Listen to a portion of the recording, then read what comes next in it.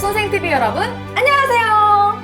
하루하루 리걸 마인드를 업그레이드하고 있는 송글송글입니다. 오늘은 드라마에서 많이 보던 혼외자에 대해서 얘기를 나눠볼까 합니다. 안녕하세요. 네, 안녕하세요. 허윤기 변호사입니다. 네, 안녕하세요. 이지희 세무사입니다. 네, 안녕하세요. 김도윤 변호사입니다. 네, 정말 매번 그렇지만 이렇게 변호사님, 세무사님 이렇게 함께 있으니까 천국만으로 얻을 것 같습니다. 굉장히 든든한데요. 오늘의 주제는요, 혼외자예요. 사실 드라마에서 많이 듣던 그런 내용인데, 예. 혼외자 어떤 내용 다룰 건가요?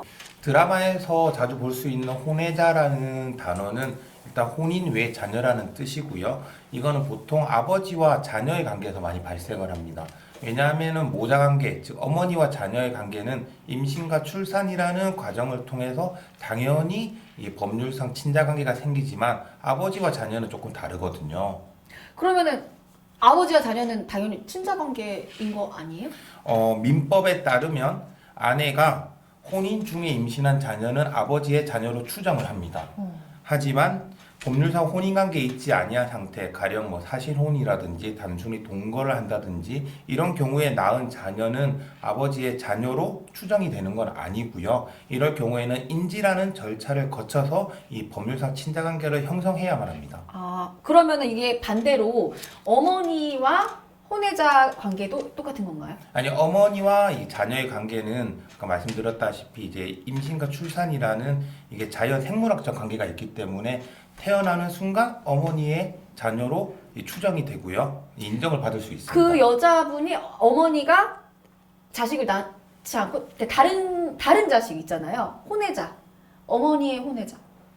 어머니의 혼외자라고 하면은 가령 이제 송글송글님께서 말씀하시는 거는 결혼을 했는데 그 남편이 다른 자녀를 데리고 왔다. 네. 그런 경우에는 이제 입양이라는 절차를 거쳐야 그 어머니와 자녀의 그 법률상 관계가 형성이 되는 겁니다. 그렇군요. 네. 또 말씀하신 것 중에 아까 인지 청구라고 하던데 인지하다 이런 건가요? 네, 그 말씀드린 대로 그 인지라는 거는 친자 관계를 이제 확인받는 절차를 말하는 거고요. 쉽게 얘기해서 아버지가 그 혼외자한테 너는 내 아들이다. 라고 인정하는 절차를 이제 인지라고 얘기를 하고 있습니다. 인지하다. 네. I'm your father 이런 거네요. 네. 네, 그 인지는 이제 부모가 임의로도 할 수가 있고요. 또 그 자녀가 부모를 상대로 소송을 통해서도 할 수가 있습니다. 보통 그 드라마에서 많이 나오는 소재죠. 혼외자의 경우에 소송을 통해서 인지 청구를 하는 것을 말합니다. 인지 청구 절차는 뭐 어떻게 되는 건가요? 네, 인지 청구는 기본적으로 그 자녀가 부모를 상대로 할 수 있는데요.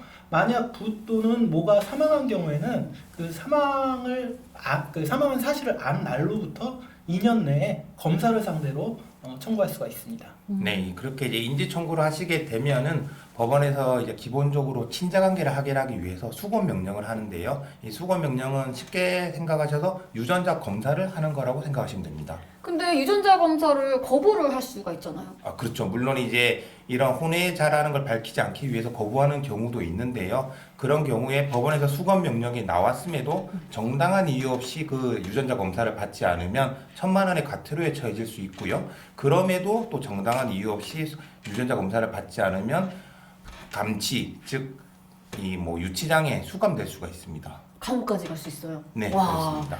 거부를 하면 안 되겠네요. 네. 그럼 이제 유전자 검사 결과 친자로 나왔고 또 판결도 나왔다. 그러면 어떻게 되는 거죠? 네, 그 인지는 소급표라는 게 있습니다. 그래서 이제 혼외자가 출생한 때부터 효력이 생깁니다. 즉 출생한 때부터 아버지의 자녀가 되는 거죠. 그러면은 상속을 받을 수 있는 거네? 네, 당연합니다. 만약 아버지께서 살아계시다면 상속을 받으실 수가 있고요. 어머니가 혼외자를 혼자 키웠다. 그러면 그 과거 양육비도 받을 수가 있습니다. 살아계실 때 상속을 받을 수 있고 그러면 돌아가셨으면요? 예, 아버지께서 이제 이미 돌아가셨다면은 상속이 이미 이루어졌겠죠. 그럴 때는 인지가 된 자녀는 그 다른 상속인들을 상대로 상속 회복 청구를 하거나 아니면 유류분을 청구해서 본인의 몫을 되찾을 수가 있습니다. 그러면 세무사님, 만약에 상속이 다 이루어졌고 상속세도 다 냈어요. 그런데 갑자기 혼외자가 나타나면서 다시 상속을 해달라 이렇게 해서 주게 되면은 이미 낸 이 상속세에 대해서는 어떻게 되는 거예요? 돌려받을 수 있는 건지. 네, 이제 이런 케이스에는 이제 이미 낸 상속세는 국가로부터는 돌려받을 수는 없고 또 유류분 반환과 같은 성격으로 상속인이 받은 재산의 비율을 한도로 해서 더 낸 상속세는 혼외자에게 구상을 청구할 수 있습니다. 왜냐하면은 이제 상속 재산에 대한 상속세는 크게 달라지지가 않고 상속인들의 부담 비율만 달라지기 때문입니다. 부담 비율만요. 만약에 혼외자가 상속 재산을 달라고 해서 혼외자와 다른 상속인이 협의를 해서 현금을 지급한 경우에도 상속세가 부과가 되는 건지 아니면 증여세가 부과가 되는 건가요?